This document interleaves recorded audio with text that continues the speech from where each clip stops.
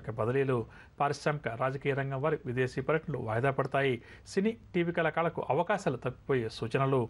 విద్యార్థులు కూడా కొంత నిరుత్సాహం చెందుతారు. మహిళలకు కుటుంబ సభ్యుల నుంచి విమర్శలు తప్పకపోవచ్చు. చీరల క్రయ విక్రయాలు మందగిస్తాయి. ఇక తులారాశి వారికి ఇవాళ కలిసి వచ్చే రంగు గులాబీ రంగు మరియు లేత పసుపు రంగు. పరిహారాల విషయానికి వస్తే తులారాశి ప్రతి ఒక్కరూ కూడా శ్రీ వెంకటేశ్వర స్వామి వారిని పూజించడం చాలా మంచిది. తదుపరి వృశ్చిక రాశి.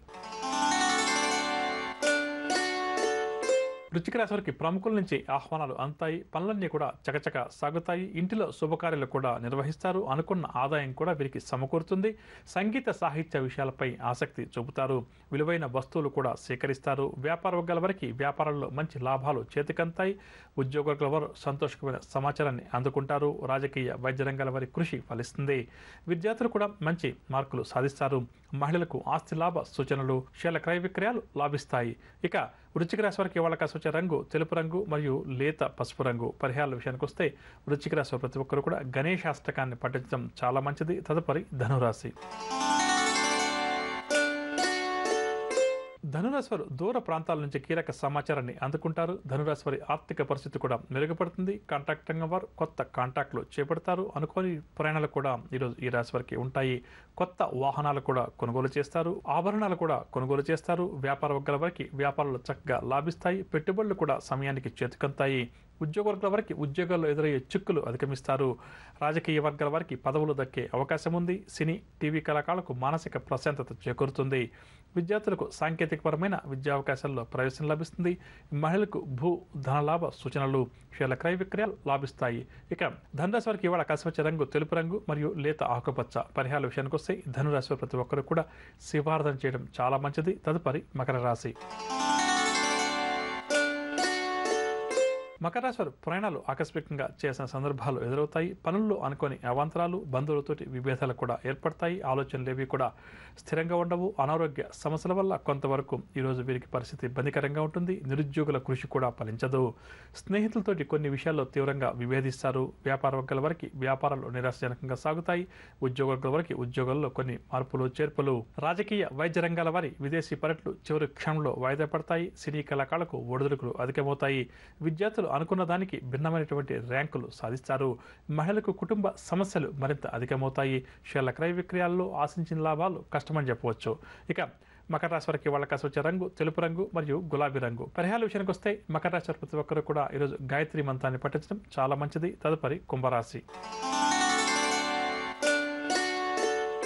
కుంభరాశి వారికి ఆర్థిక పరిస్థితి నిరాశ కలిగిస్తుంది. రుణదాతల ఒత్తిడిలు కూడా ఈ రాశి వారికి పెరుగుతాయి. కష్టానికి ఫలితం అంతగా కనిపించదు. వివాదాలకు, కోపతాపాలకు దూరంగా ఉండటం చాలా మంచిది.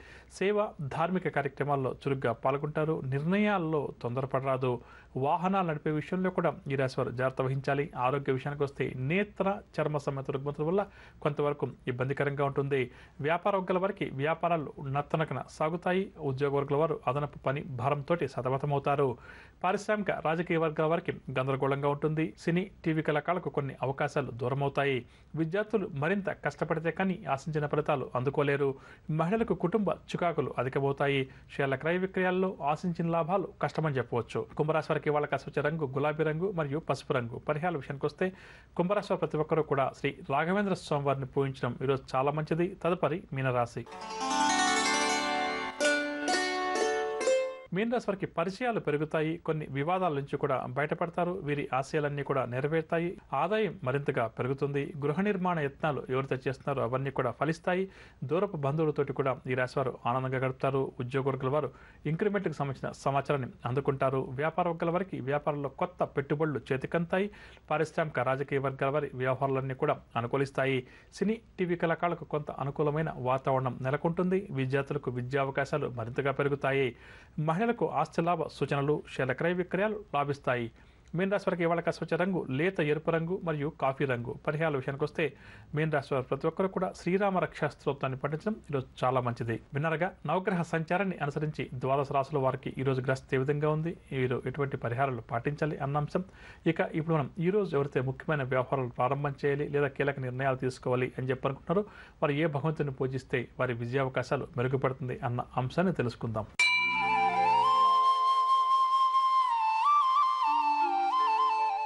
ఈరోజు బుధవారం కావున బుధగ్రహ ఆరాధన చాలా మంచిది. జాతక చక్రంలో బుధగ్రహ దోషం ఎవరికైతే అధికంగా ఉందో అటువంటి వారు బుధగ్రహానికి సంబంధించినటువంటి పూజాది కార్యక్రమాలు ఈరోజు నిర్వహించడం మంచిదని చెప్పవచ్చు.